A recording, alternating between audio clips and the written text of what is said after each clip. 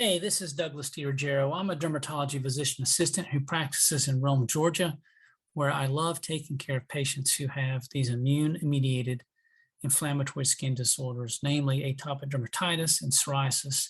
It's great and it's become fun treating these patients because we now have good therapies for them. We're going to focus a little bit on topical treatments. What a renaissance we are going through in terms of the topical world.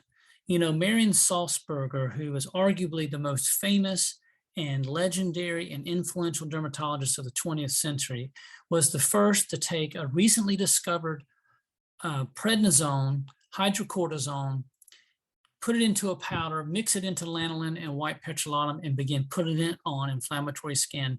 And it forever changed the trajectory of dermatology treatments. That was the first use in 1952 of cortisone topical treatments. It changed and moved us away from the tyranny of TARs, as one person famously said. And I believe these new topicals that are about to come out, and one has already come out, a new JAK inhibitor topical, may break the tyranny of topical steroids. Why do I say that? Because we know that steroids are a trusted partner. They sit in our back pocket.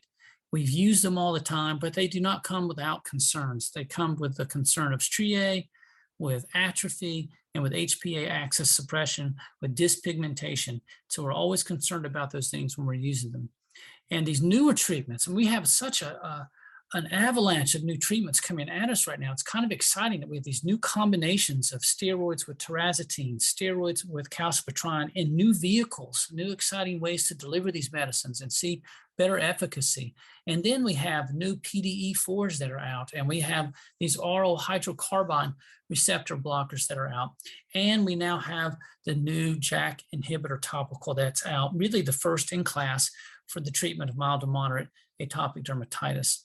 So how are these going to change things for us? I think we're going to have and now have in our hands a topical medication that I find is about as efficacious as a mid to upper potency topical steroid without any of the side effects that steroids offer.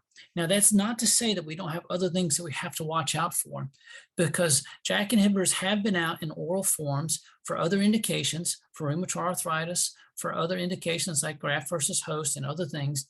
And with those oral medications, we know that the FDA has in their labels a risk of malignancies, severe infections, thrombosis, and cardiac events. The question is, as the topicals come forward, how much of that do we have to be concerned with? As of right now, we have to talk to our patients and we have to be concerned with all of it. That is to say that we have to talk to our patients and say that these things are still included in the package insert, and we have to look at each individual product as it comes out to see if the FDA is going to continue with that labeling, or will any of the future products be able to move away from that labeling based on safety profiles. For the most part, with these topical JAKs, the one that is out and the ones that will come, I believe most of the experts are going to tell us that they are safe to use when they're appropriately used for body surface areas of 20% or less, and that you're watching the grams, and how much you're using per week, and you're using it for patients that have mild to moderate disease. And so if we can do that, then we know that the absorption is minimized and the side effects, serious side effects, are extraordinarily rare. So I'm excited to have this new topical JAKs that are out. This new one is currently indicated for atopic dermatitis, as I mentioned. We may have other indications coming out for these JAK inhibitors for seborrheic dermatitis, for alopecia areata, for vitiligo. So once you get inside the cell where JAKs are exerting their, JAK inhibitors are exerting their influence, and you're blocking that transcription cascade that's synthesizing proteins and driving pro-inflammatory mediators, then it has the potential to affect several other disease states. So that's exciting for us to have this, and I hope that you will look forward to learning about, utilizing, and offering these products, particularly in the topical world, to our patients with these diseases. Thank you very much.